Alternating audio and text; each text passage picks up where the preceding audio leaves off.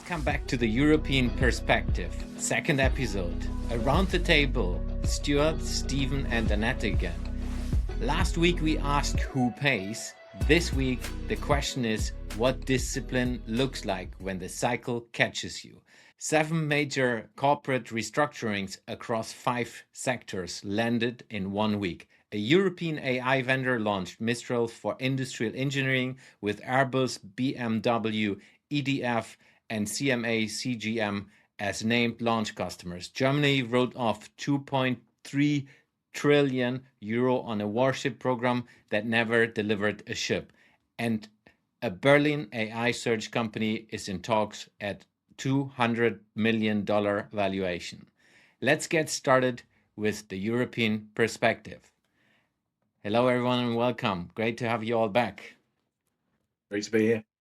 So, running order to today, same way as last time. We start with technology. And in technology, we have this story. Mistral is the European-based AI company. I would not dare to compare them to the global AI companies yet. I think they're on the path to be a global player, but right now I think they're very European-centric, which is nice, and that's why we talk about them. So with Mistral, they just launched an industry engineering on the 24th of June module where they work together with Airbus, BMW, and so on, and enable them to use the AI model for the industry. And that will enable them to be independent from the US models. We have talked about that last week, that Fable 5 was restricted for people outside of the US, and then Anthropic needed to kind of call it and closed it down, and now it's back. At least I've heard about it. I think it's back since yesterday.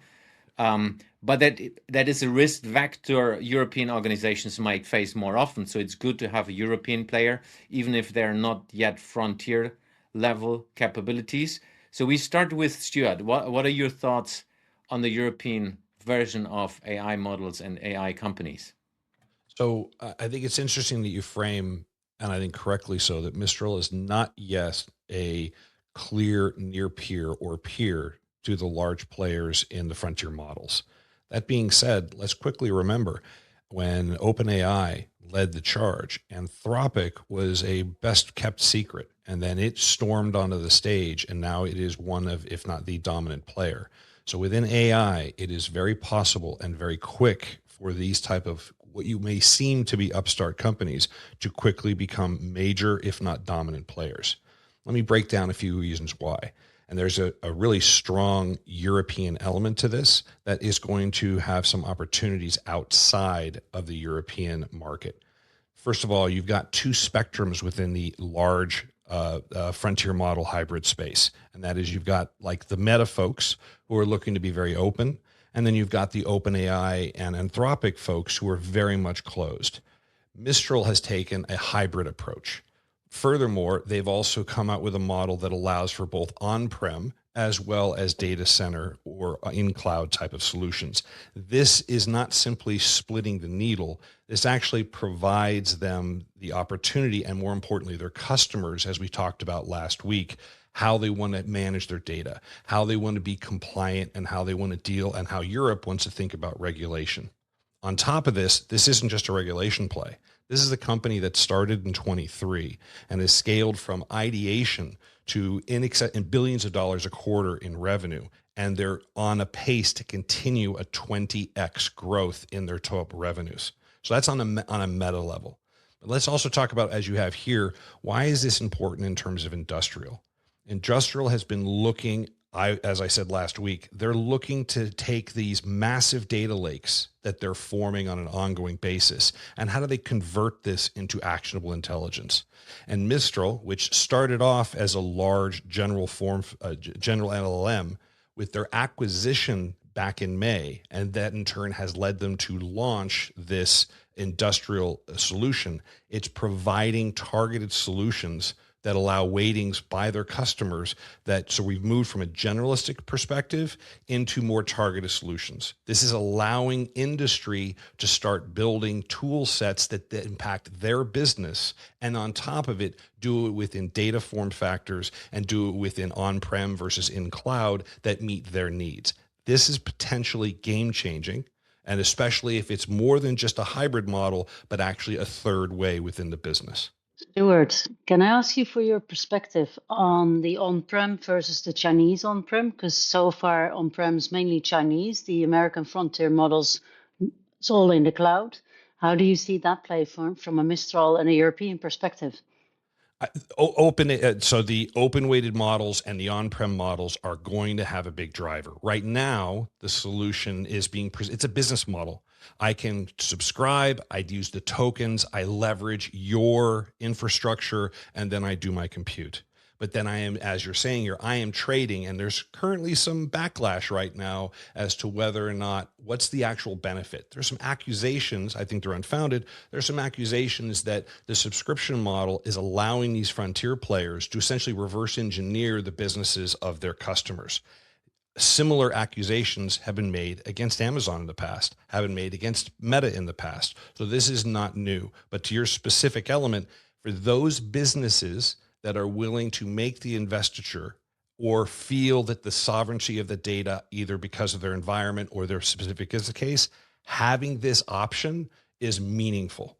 And I think we're going to see cloud providers start to create solutions that themselves are hybrid, where you're in the cloud, but you're increasingly ring fenced. So you will probably see for certain data that's really core to the business actually be fully on-prem. And then as you get further in the rings or you move within your supply chain, there might be more willingness to be hybrid in that scenario. Yeah, and in that sense, also from a geopolitical point of view, making it possible to do either cloud or on-prem from a European model kind of makes you independent from both the American suppliers as well as the Chinese suppliers. 100%. And if you're using the Chinese model or you're using any model, you should be thinking about how am I forking, and then post fork, how am I servicing the forked version of my open source on a go forward basis. If you're willing to take on more of that resource burden, but you gain more control over what you want to do, if that's the right fit for you, this makes a lot of sense.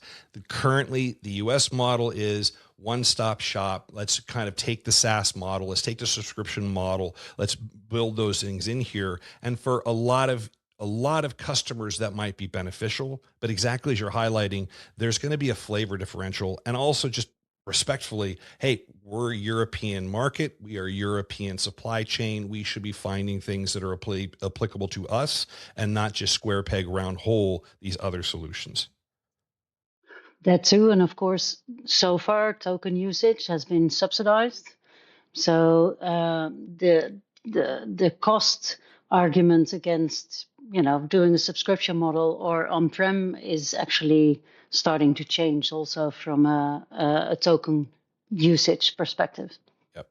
Yep. Maybe one key part as well. If you look at Mistral, they might not be at the top end when it comes to the global labs, but still, if you look at the industry application that need or will benefit from AI, you don't need to have the top end models for most of the jobs.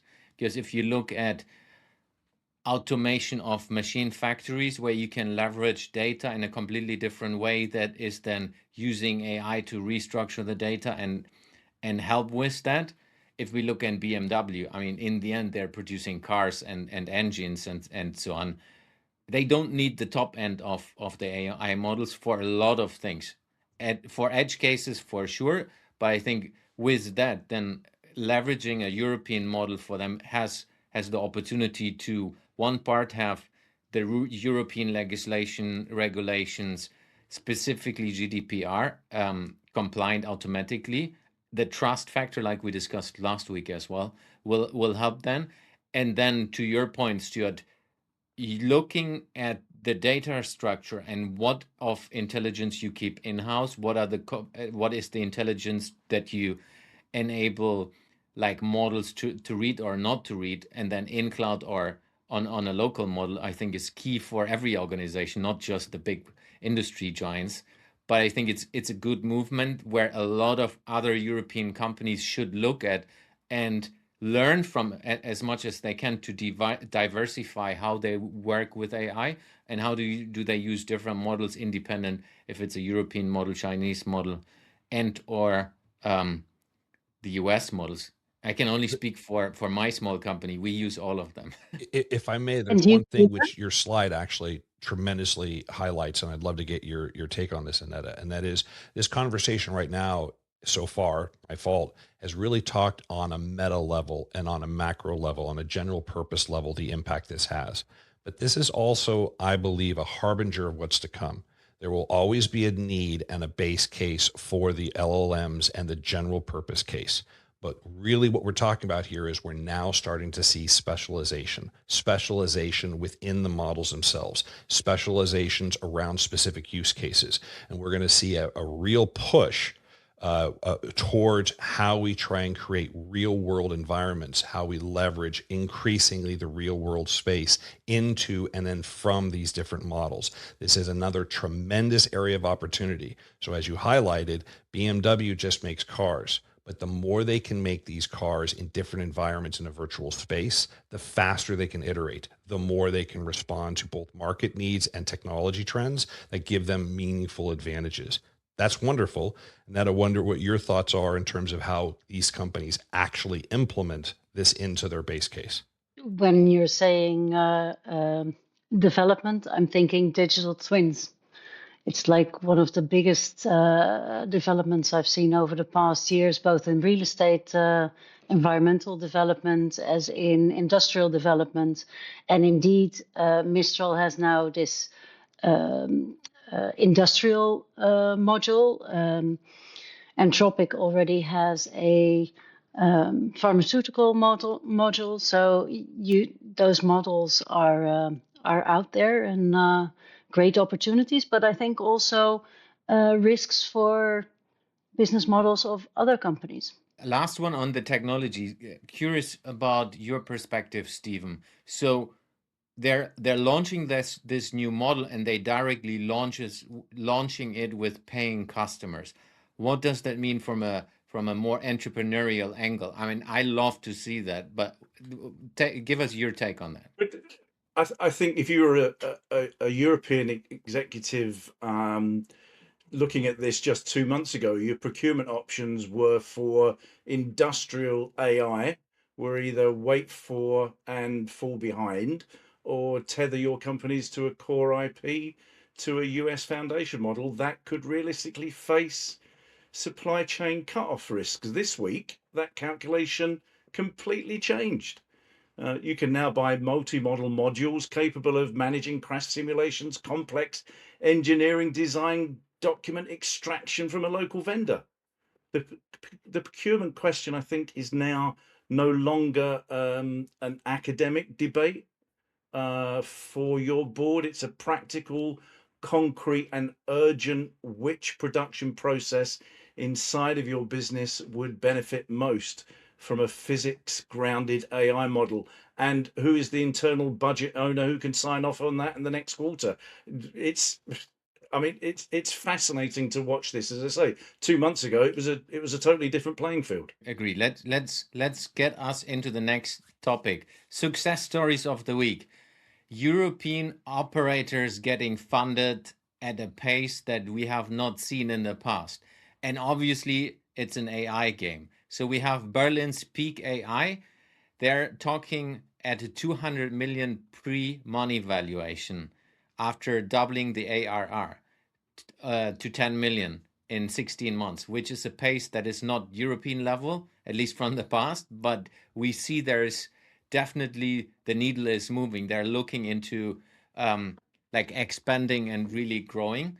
And then the same week, Seedcamp closed at 279 million for its newest pre-seed, which is not even Series A yet. So super exciting to see that. Stewart, you obviously coming from Silicon Valley, the numbers might be smaller than you're used to, but what is your perspective on the impact for European entrepreneurs, but also what we can learn from that, looking from your side over the pond to Europe?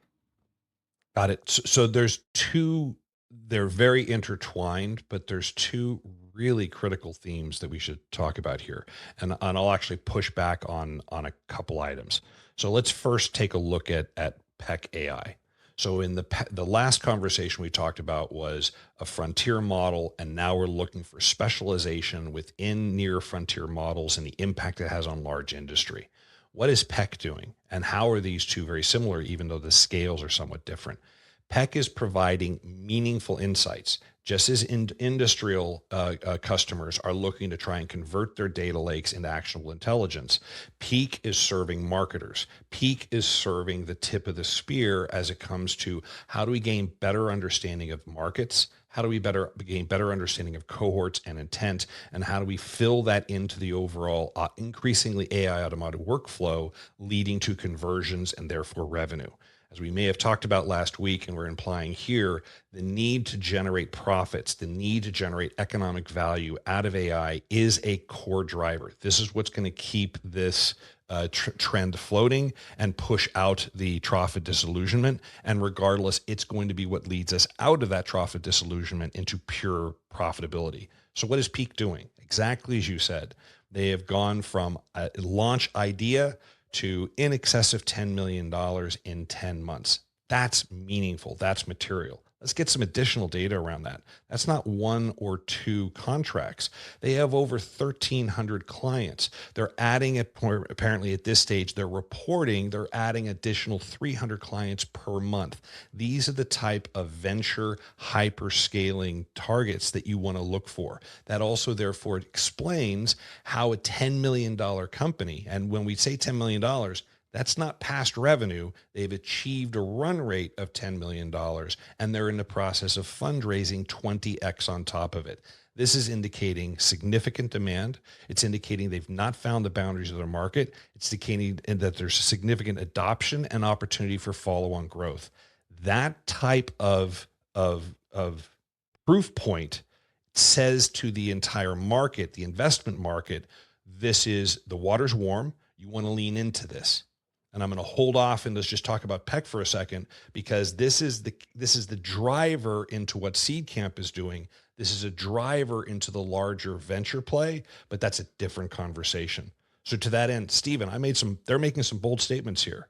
Onboarding and driving value in 16 months, idea to meaningful customer value that's leading to significant revenue traction. And based on their own sales forecasts, they're looking to maintain this significant triple-digit month-over-month growth. How, as someone who builds and leverages these type, what do you expect, and what should customers expect in terms of proving value from these type of companies? They've got to remain consistent in what they're delivering. I think that's the first thing.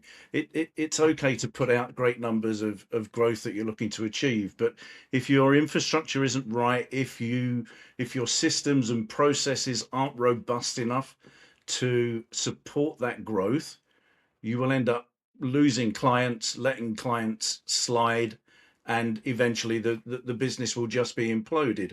I think it's interesting that is it 279 million from the Euro Fund, Stuart? I mean, it's a tremendous amount of money. I think it's probably the largest this year. And I think that speaks to, yes, they've got confidence in what they're doing.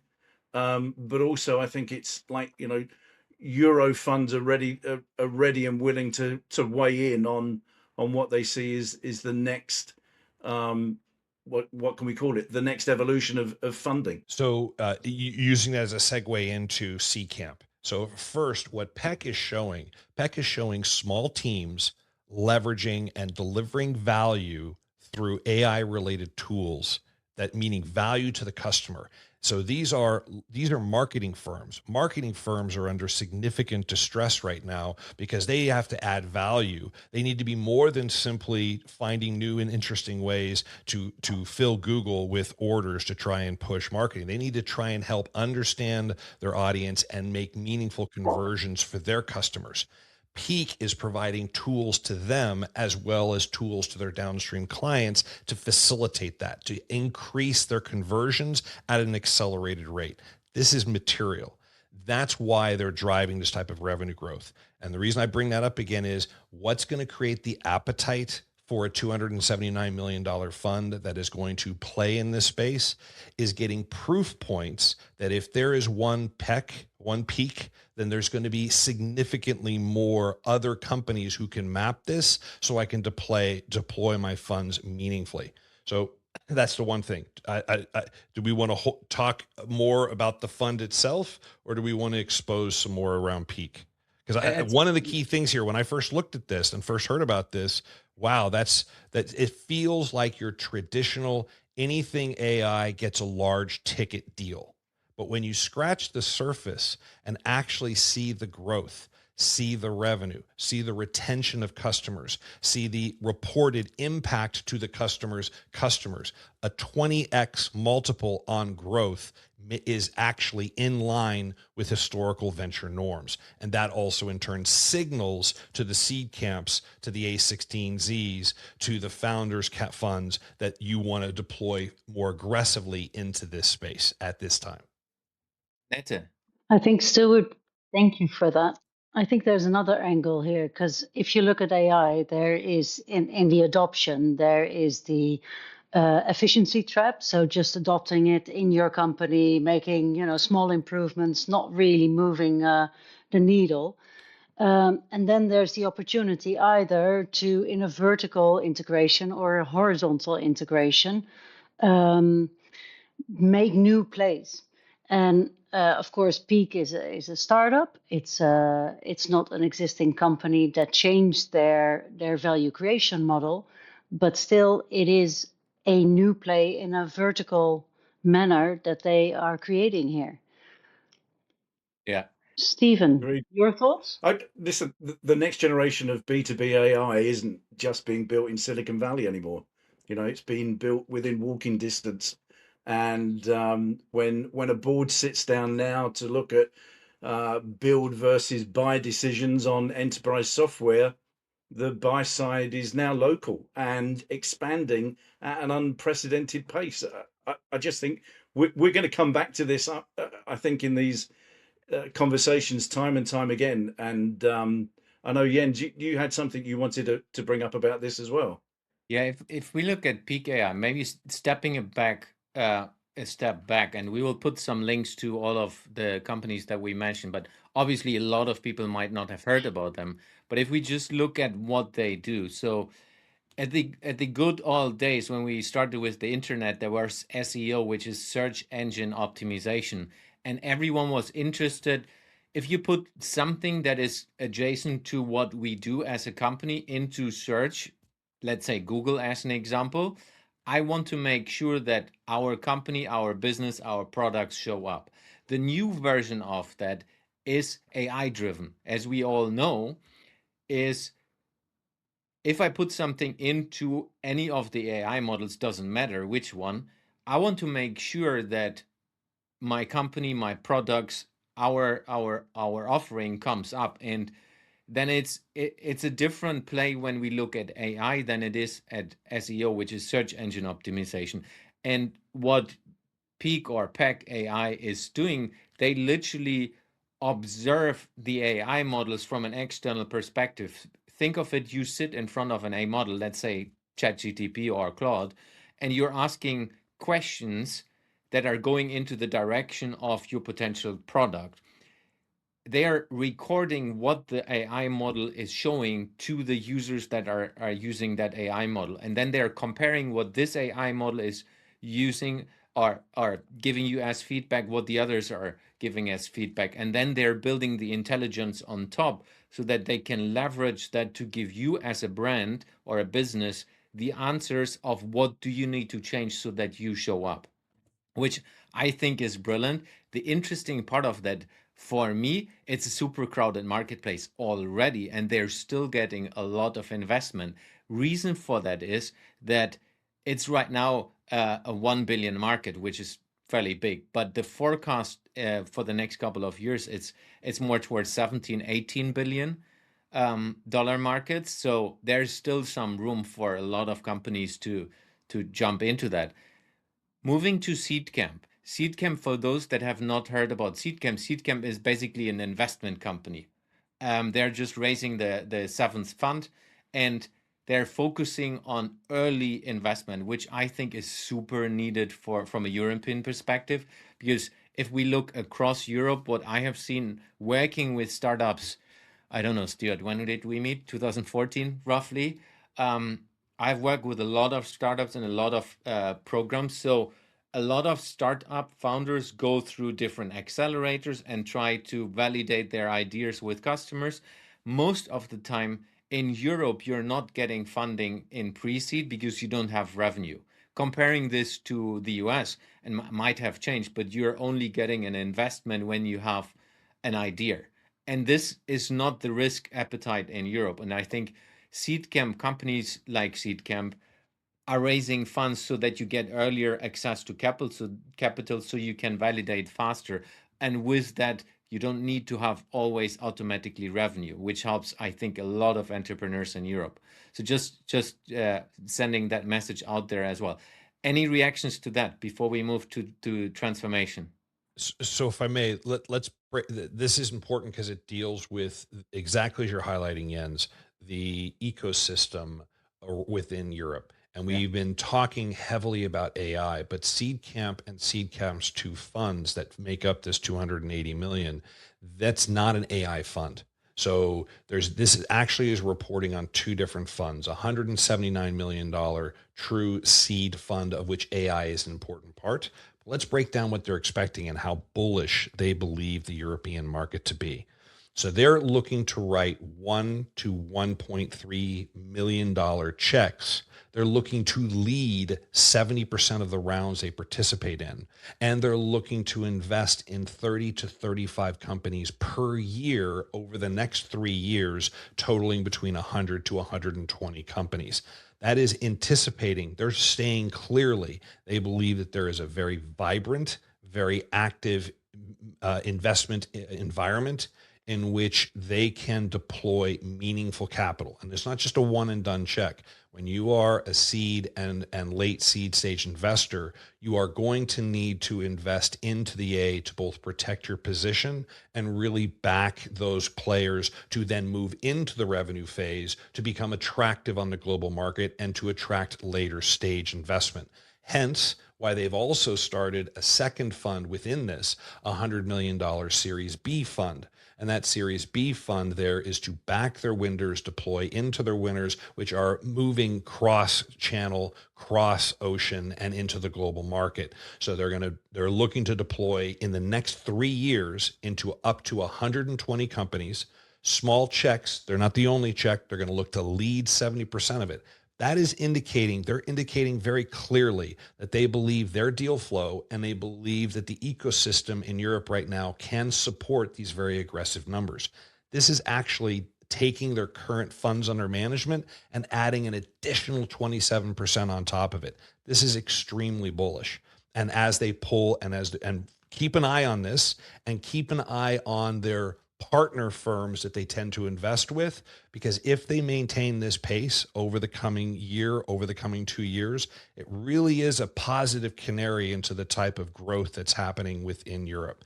As an example of this, and I promise I'm done, the launch of Mistral's endeavor into the industrial space is because they acquired Emmy AI, which is a Linz-based company. So a Parisian located firm is buying a company in Linz to then launch their new offering, their solution, into their customer base, which is helping them go from $400 million run rate to $1 billion run rate, they believe, by the end of this year. This type of consolidation, this looking into the European market to find other players that can meaningfully drive your revenue and your customer traction, firms like Seedcamp are saying, we see this ad infinitum, and now's the time to get in. Yeah, 100%. Let's get us to the next topic. But before we do that, if you are a startup inside of Europe, if you're a fund that is investing in Europe, and you would love to jump with us onto a podcast together, we would love to support you. We'd love to highlight you. Reach out to any one of us. and we will get you on one of the future episodes. So let's get to the next topic, which is transformation. Now we move to big corporate. Volkswagen, as you say in German. Supervisory board sits down on 9th of July, that is in a couple of days from the recording date at least, to discuss up to 100,000 cuts of employees for the German plant closures. So the potential closures are Hanover, Zwickau, Emden, and Audi's Neckarsulm. So the total Volkswagen brand is operating on a margin of 2% against 6%, 6.5 target. So there is for sure some heat on the table that they're going to discuss this and next week in the supervisory board.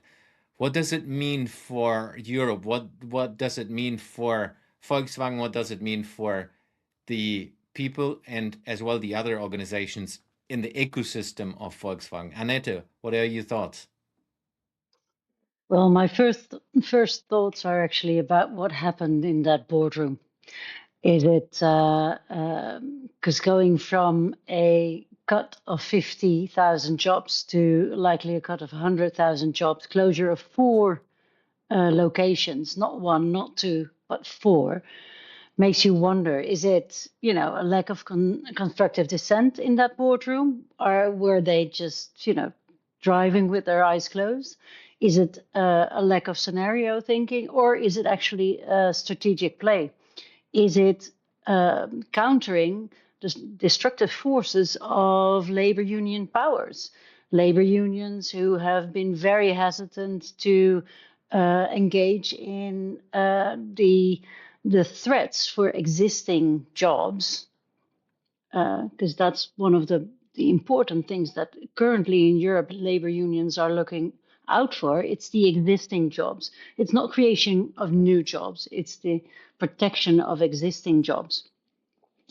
So it might actually just be a strategic play. It's in Dutch we would say death or the gladiolen. It's about, there's no turning back now, and you have to eat this. And there's it's a type of, it could be a type of power play. Yeah, definitely might be, sure. Especially me growing up in Germany, I know how sometimes difficult the relationship between the unions, workers' council, and big organizations are, and you're just not as flexible comparing it to the US. Stephen, what are your thoughts? I don't think this is an isolated regional anomaly. I think it's ultimately a leading factor of what happens when the incumbent absorbs intense Chinese cost competition. Just look at BYD and Chery. And if you're sitting inside the automotive ecosystem, the transmission belts start moving the exact moment the board at Volkswagen finishes voting on the 9th of July. You either effectively have between a week and the end of the third quarter to reposition your business. The urgent question for every other industrial board in Europe right now, I think, is pretty straightforward. Are you already trapped inside the exact same cycle without knowing it? Yeah, 100%. I mean, if we look, obviously, I'm biased because I'm driving a Volkswagen. But I think if I look back into the golden 80s and 90s where I grew up inside of Germany, Volkswagen was the car that everyone that grew up with me wanted to drive. That has turned around. I know a lot of people, I mean, especially young people, are less and less driving, but I also see that, I mean, they're building still good cars and electrical cars now as well. But if you just look at the price point of a normal Volkswagen, it's just too expensive to be able to be afforded by like a normal person that is working, that's a blue collar job. I'm pretty sure the normal employees at Volkswagen are not able to buy a new Volkswagen. And there's something for me is wrong. Then comparing it with the Chinese models that come into the European market, fairly quickly, BYD as one of them. They're good cars. They're not crap cars. Which as a German you might think. Reasonable. Reasonable. They're If you go straight, they're pretty good. Curves less. no, for me, it's just the thing is, for the price that you pay, you cannot expect to have a Mercedes as an example, but it still is a good car, and it will take you from A to B, and you can do that at least right now cheaper on electrical than on gasoline. So I think there's quite a push from the external markets into the European Union, where organizations like Volkswagen, BMW, and the others, they need to figure out how they counter that. And I think the protection of the old way is the whole innovation cycle. Stuart, we have been working with these topics like 10 years ago. If you don't innovate today for the future, then you're going to have a problem. And I think that's the car industry in Germany and in Europe right now. I would say the VW board and all auto manufacturing across Europe are facing Hobson's choice. That there's two things they've got to manage if there's anything like what the U.S. experienced. It'd be interesting to see how much of every Volkswagen price is there to support the legacy costs and the promises that have been made to labor appropriately and to the workers. How much additional input costs are in there compared to brand new companies who do not face or carry those carrying costs in China and elsewhere. So there's a need to try and drive efficiency to lower that price. And the way you do that, unfortunately, is through technology, which in turn reduces the number of people in an optimized way. So either you add that innovation and then you find ways to repurpose those people, that's the most ideal, or you try and maintain the current system as long as possible before you're forced to change. This is what the US auto manufacturers did. The few that actually made some degree of innovation, Ford weathered it the most, but the majority of them actually needed a faceplant very, very hard and ended up requiring government support to, in that point of extremis, start to evolve. But what I'm super curious, and most probably we will learn that in the next couple of weeks and months. What is their plan with the people? What's their plan with the plants? How can you repurpose plants that are building high quality cars right now to look maybe into the future? As an example, I mean, Elon Musk is building robots in the same factories, or at least adjacent factories, where he's building cars. With the German engineering power, that should be possible. It just requires a different way of thinking. So what are the robotic companies that can jump in and take over these plans, and maybe even the people, so that things move forward for a country like Germany, engineering powered, like I said. Annette, you have some thoughts on that? Yeah, definitely. In the previous episode, Stewart, we talked about features, how things, if you look at the features, are actually just drones on wheels.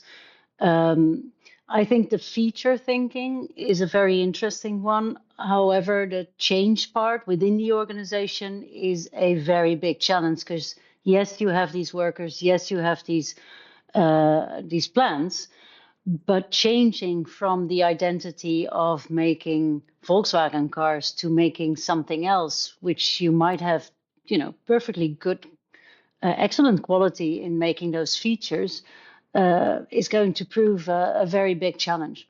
The other thing about that is you're talking about 100,000 redundancies, right? And even with the best will in the world, repurposing those plants to make new products or streamline into other areas isn't going to mop up that 100,000 redundancy. Right. And so those people are going to need to, retrain and look at other areas of growth that perhaps they can find employment in. I think that's a real worry. Yeah. No, I agree 100%.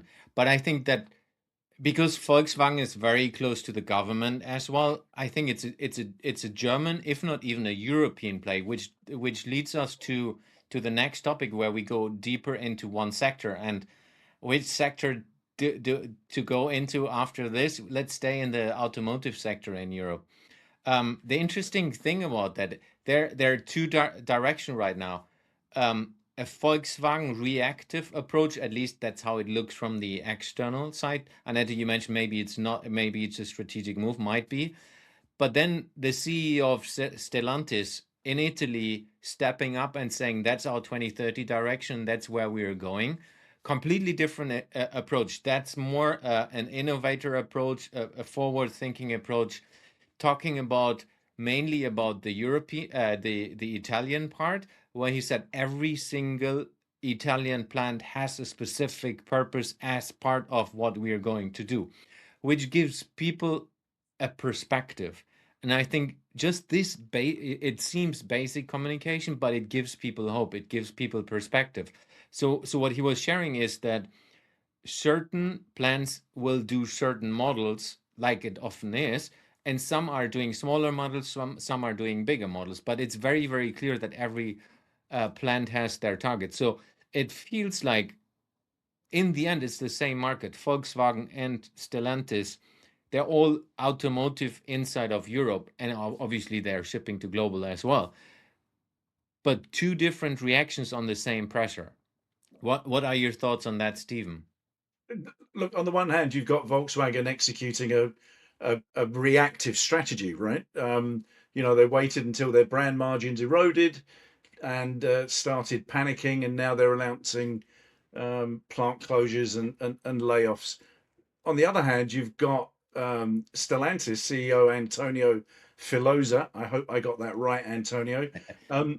Who stood before Italy's parliament to map out a 60 billion euro fast lane 2023 plan, and is proactively allocating, I think it's 40% of the capital to Europe. I mean, that's forward thinking. That's getting a grip. That's thinking ahead. That's not being, reacting and panicking like some of the other motor manufacturers are. Stewart, thoughts on the European ecosystem of cars?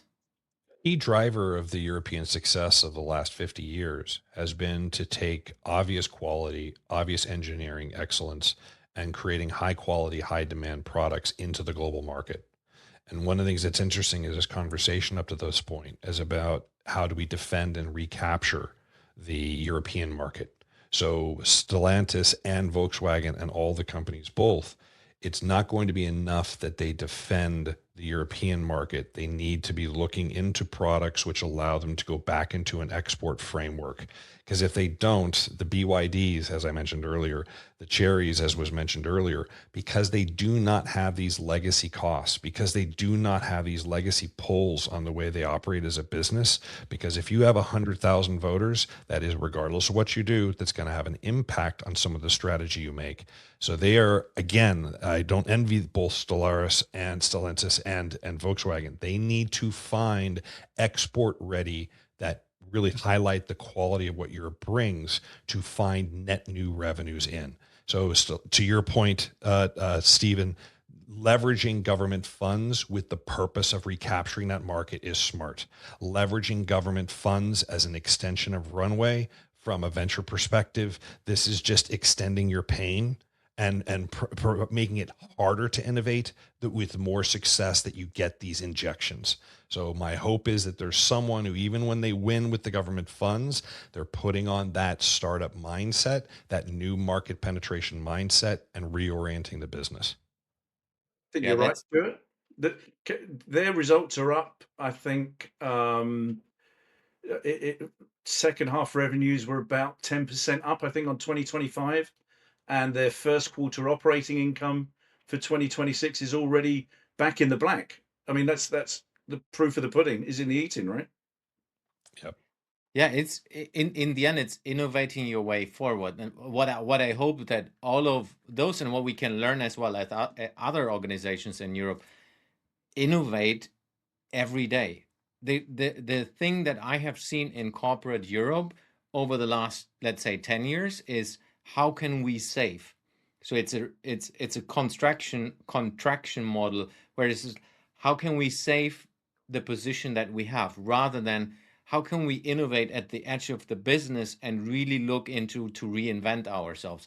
And that's not a European mindset. in most organizations. And I think the external world forces us, and AI is one of the big drivers in the future that will force us towards that. But that means you need to reshift your thinking, you need to reshift your culture in an organization, and you need to learn to communicate openly and early on so that the shift in society and the shift in the organization goes into that direction. Let's move towards entrepreneurial thinking. So we have a lot of restructuring going on in Europe, which I think we can look into. Let's first look at the story. So we have, at the same week, Europe absorbed 7 major restructuring announcements across 5 sectors. We had Volkswagen, which we talked about, 100,000. Zalando closing its Erfurt distribution center, affecting roughly 2,700. Swiss insurer Helvetia Baloise, however you pronounce that properly, cutting up to 2,600 jobs. Heineken Evergreen 2030 strategy continued to land with around 400 at the Amsterdam Global HQ. So there are a lot of layoffs going on right now, more than that I mentioned even. But the interesting thing is there are 2 directions. One is Stellantis example and Heineken, which use a 2030 perspective, which, to be honest, I mean, 2030 is around the corner, but they're looking ahead. They're taking a forward-looking, innovative approach. And then the others, they're kind of contracting. What does that mean for entrepreneurial thinking in larger organizations? What do we need to learn? What do we need to go forward? Stephen, you as the entrepreneur here, tell us what are your thoughts on closing and things going forward in Europe on this? Listen, I think it's easy for us to spiral into a doom loop about these closures. I mean, it really is, and it is terribly sad, and it's the result of people not thinking ahead, right? The critical variable here is market conditions. Every single one of these companies is operating under the exact same European macro pressures and interest rates, and the only true variable is their governance and cadence. The boards that built and sequenced proactive playbooks years ago, like you said, Heineken executing Evergreen 2030 and Stellantis, who we've just been talking about, are managing this transition in an orderly, structured way. The boards that hesitate are the ones that will be forced into what I see an abrupt and reactive panic. Volkswagen, typical example. And this is, for me, this is ultimate proof that the established organizations don't just need to abstract entrepreneurship. They've really got to deal with it. We talked in our last episode about, being willing to take the risk and being willing to be willing to fail. And if the board is sitting back and just thinking, listen, we'll ride the storm, we've got through it in the past, then as we say in the UK, you can get your P45 at the door on the way out, because that will be what happens with these businesses. I'm interested, Annette, I know, from your European perspective, do you see businesses really taking that approach that they are trying to look at structuring in a different way to take on the challenges of the future? What I see is that, at least in what I see so far, is that some are, and some are just, struggling through the day-to-day challenges. I mean, if you are in retail and just trying to fight off the online, still trying to manage the online challenge, what are you busy with? That's not the far future. It's actually the current future. And I think there, in that direction, it's the obligation for supervisory boards, at least in a 2-tier system, or boards in a 1-tier system, to actually also sit back and think, do the pre-mortem. What if in 2 or 3 or 1 year or 5 year we failed? How did that happen? And how are we capable to address that now? And then indeed to have the entrepreneurial thinking, to have something separate from your day-to-day operations to do the innovation, and bring you into that future. Start small, bring you into the future, but it needs to start at the board, because if it doesn't start at the board, who else is going to do that? If you're, just struggling through your day-to-day cash flow challenges, visitor challenges, your supply chain challenges. There's a lot going on actually in managing a day-to-day business, which keeps you from looking further ahead. Agreed. It's interesting in the UK, WH Smith's, which goes back over 100 years here, is closing 150 stores purely for that. That they can't compete. And their market is being squeezed and squeezed and squeezed.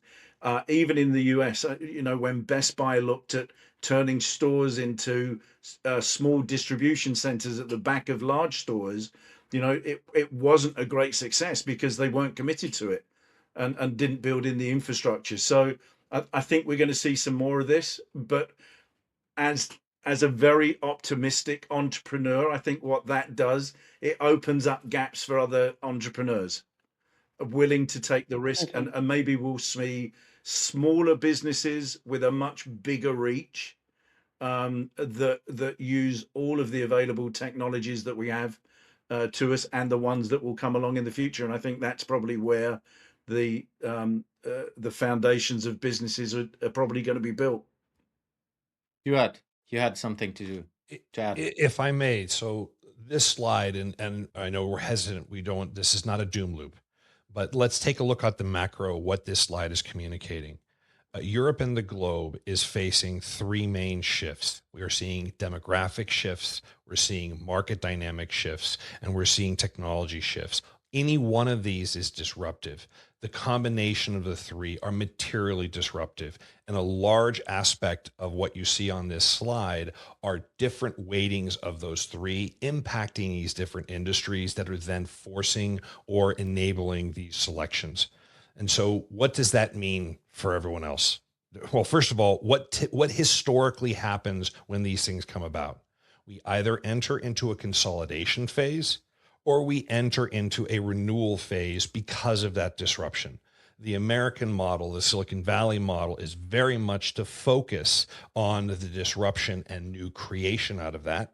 And the European and the East Coast US model is to very much focus on the consolidation and efficiency through consolidation. Both of them are very meaningful.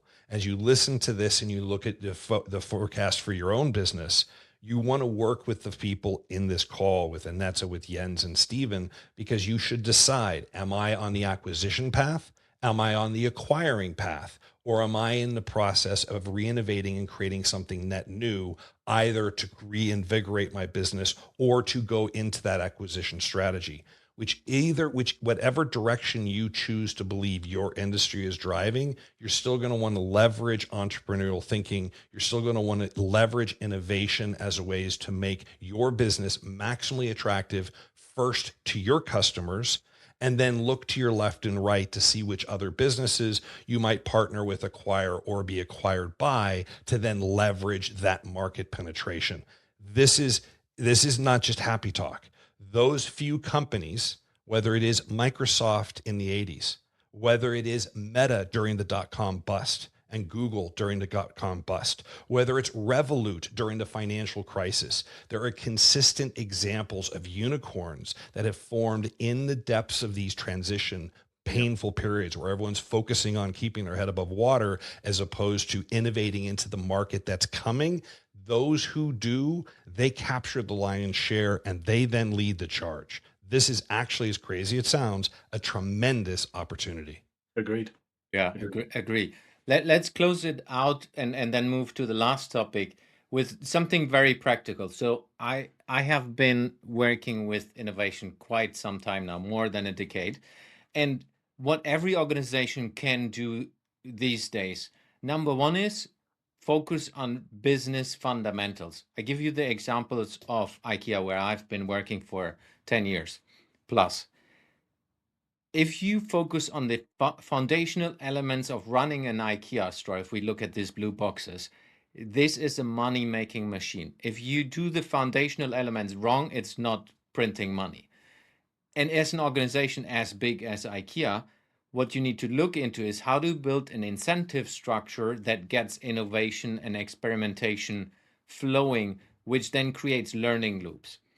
And there are two things to that. One thing is it doesn't work while you do the normal core business. If you want to innovate the core business, you need to do that on the edge of the business, because the internal immune system of the organization is fighting against you from day one. Believe me, I've done it in several organizations. It's always going to happen, no matter how good you think you are. So you need to put a team that are true intrapreneurs, people that are risk seekers, that want to figure out new ways of thinking, new ways of working in the organization. And these are the people that you have in-house. You don't need to have an external consultant who is telling you for millions of euros what you need to do. You have all of these people in-house. These are the people that are asking the difficult questions today.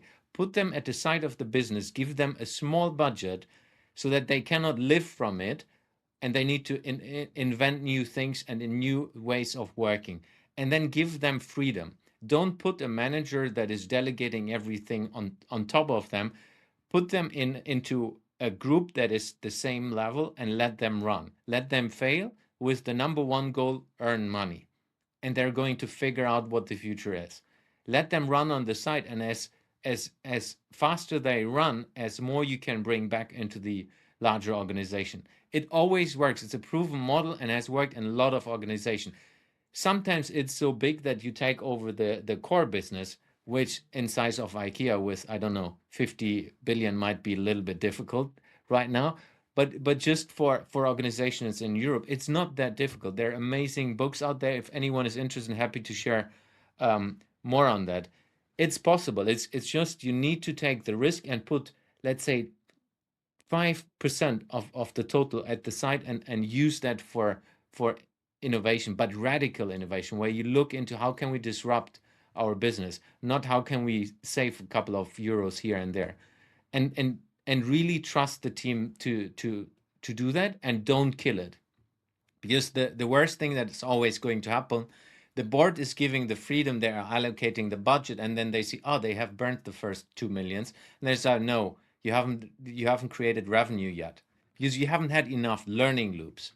Every startup takes about 2 to 3 years to get to a proper market fit, depending on what startup it is. But you need to have that time inside of an organization as well to drive this learning cycle. One of the very, very practical examples. Let's get us into fuck up of the week. So, Stephen wants to okay, jump in. Stephen, Can sorry. I just say, just going back to what Annette said, and thank you, Annette, about earlier on, about it's got to come from the board, right? There has got to be an appetite for the board to innovate the business, and you do need to give people time. You're exactly right, Jens. If it's not broke, don't fix it. If it's making money, that's great. Let it do that, but let's take it to one side and bring those people that are up for the challenge, looking for the risk, forward thinking, might be a bit crazy, who knows, right? And let them work on that and then integrate that into the business. And actually, if you listen to all of this episode so far, what Jens just said about innovation is a key point that you should take away and listen to again and again and again, because it's immensely important. Yeah, and there are a lot of Agree. good examples about that you Yeah. can learn from.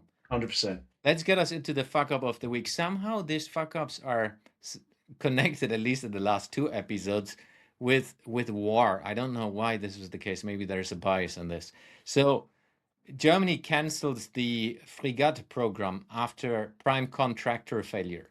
So the German defense budget was allocated to one frigate, which is a shipbuilding company, to build several vessels. Let's call them. Is it vessels? I don't know. It's Vessels is good. vessels. Let's see. I learn English these days.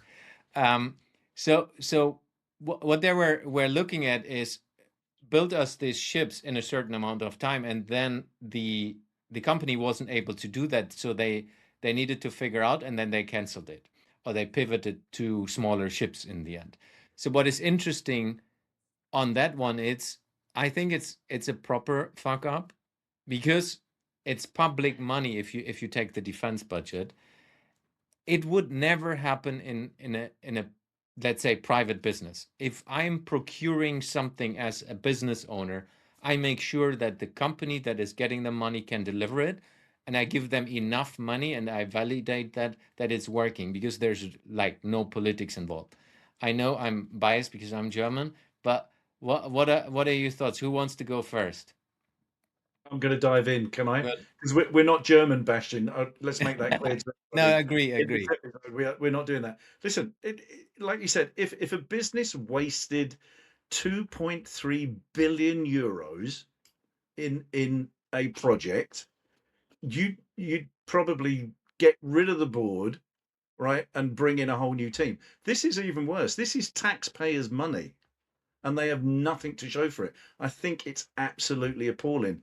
And whoever structured that contract and didn't have some kind of clawback or KPIs that they could stop it because it was going off track. HS1, HS2 here in the UK is a prime example of that. I mean, it's just ludicrous. Costs have spiraled out of control. Listen, we talked about Eurofighters, didn't we, last week? We're talking about ships this week. Maybe next week we'll be talking about submarines. Who knows? Other thoughts, Annette?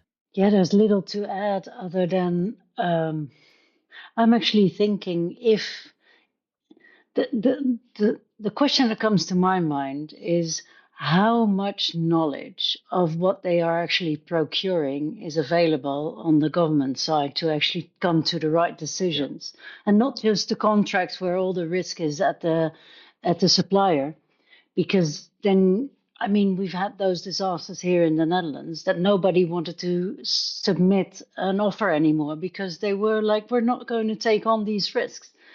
And actually having the proper intelligence, the knowledge, the deep understanding of what you need. You know, do we need big frigates? I don't know. Apparently, in the end, they figured out that they didn't. Why did they only figure that out at the end and not sooner? Really makes you wonder. At least makes me wonder. Yeah. Stewart. So there's three types of markets. There's your classic B2C, business to consumer, B2B, and then this sits firmly within the B2G. The advantage of being a supplier into the B2G space is when your customer has a license to print money, there's a high degree of likelihood you're going to get paid. The difficulty with working with that type of a customer is you do not have true market dynamics that are actually going to determine what the product market fit is, what the demand set is. You don't have any of the normal market drivers in terms of speed and efficiency. You need speed to meet the needs of that individual customer or small group of customers. And one of the things that the Germans and the Italians have tried to do is create a product which is going to be applicable to additional sovereigns, not just the one. But that doesn't change the fact that when you have only one customer, if, as you said, Annette, the customer doesn't know what they want, or the specs are changing based on the current geopolitical needs, or the build cycle is going to have an impact outside of your range to forecast what those future geopolitical needs are, it's going to end up increasingly such that at some point, either the G is supporting the program because, as we talked earlier, there's a significant number of voter involvement in this project, or there's going to be a decision to move away from it as the needs of the sovereign change. So one of the things that's interesting is you notice how they're moving and increasingly within these projects that are falling apart, they're repeating and replacing them with near-term stopgap solutions. And that's indicating another element to it. Not meaning to be political or turn this into a geopolitical scenario, but the technology innovations which are forcing all of us to reconsider our own markets are equally having impacts on sovereigns. Again, as we see what's happening in the Middle East, what's happening in Ukraine, the fundamentals of how you project power and how you defend against power projection are in flux. And so there needs to be, I would say there's a tremendous opportunity. Companies like Anduril are actually leading potential new ways forward. Put in classic market product thinking, try and find solutions to specific points. Take that on yourself in terms of the initial build cycle, initial product development cycle. This is not going to be the case for frigates. There aren't enough companies out there that are building frigates, but there are other solutions which you can use market dynamics and then offer your product into the market. And we're seeing right now very consistent success for those type of businesses. That thought process, if you are in a B2B space with a small number of customers, apply that same thought process.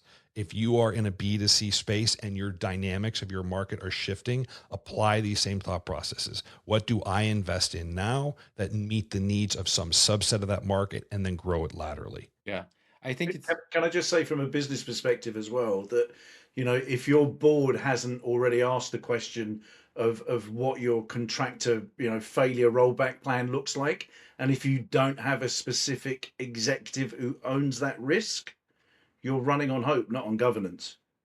And Yeah. I think B2G is a classic example of that. No one is actually taking that and owning that risk. That's, I think, the biggest challenge.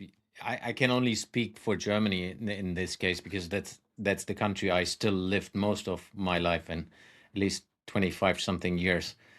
All the big failures were government projects, because they don't happen. I mean, you look at how fast Elon is building a car manufacturing plant in Germany. Nobody else can do it like he does. And positive or negative doesn't really matter, but it is possible if it is a personal private investment structure. And I think that's something the government structures need to figure out. How do you take out politics out of these deals? Because I don't blame the company at all. I think it's not their fault, without me knowing details. I think it's the government and the politicians that are jumping in and out just to gain the next votes. That's breaking these deals instead of making it financial. Stuart. But as a buyer of the product, Jens, it's the government's responsibility, isn't it, to make sure it's on track. The builders, the manufacturers know they can do their job. They know, but if the field, as Stewart mentioned, is constantly changing, and nobody at the government end is driving that and owning that risk, it's always going to fall apart.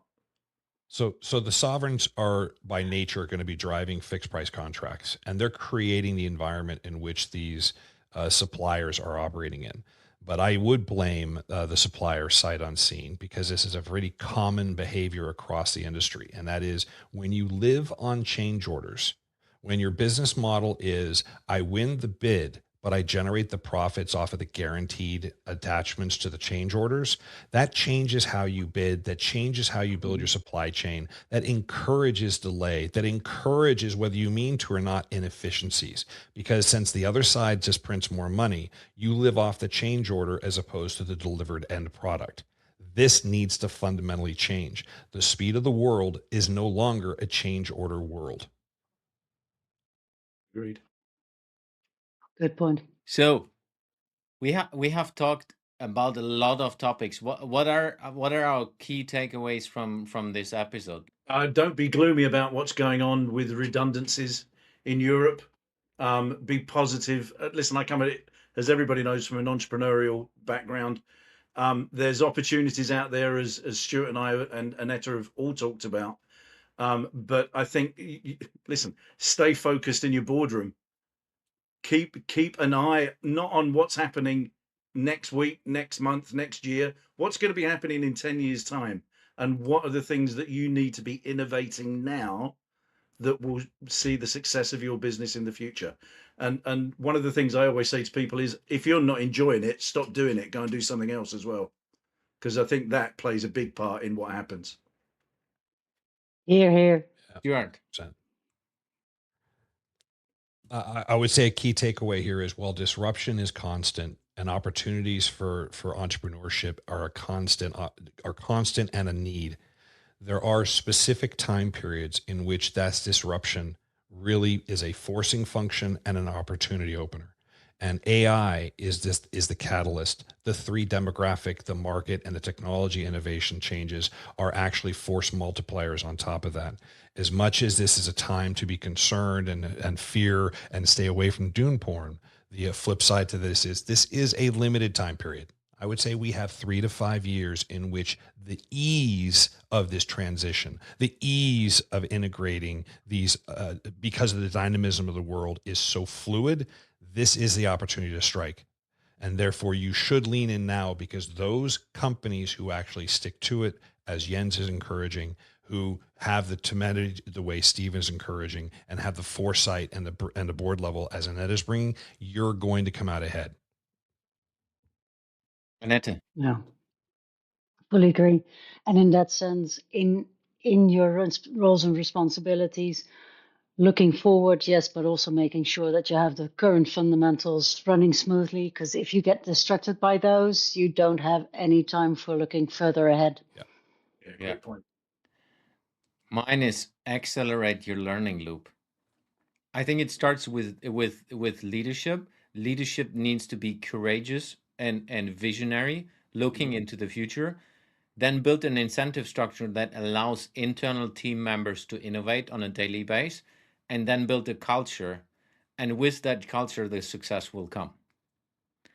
With that, thank you very much, everyone, for the episode today. It was a lot of fun. Looking forward to the next one.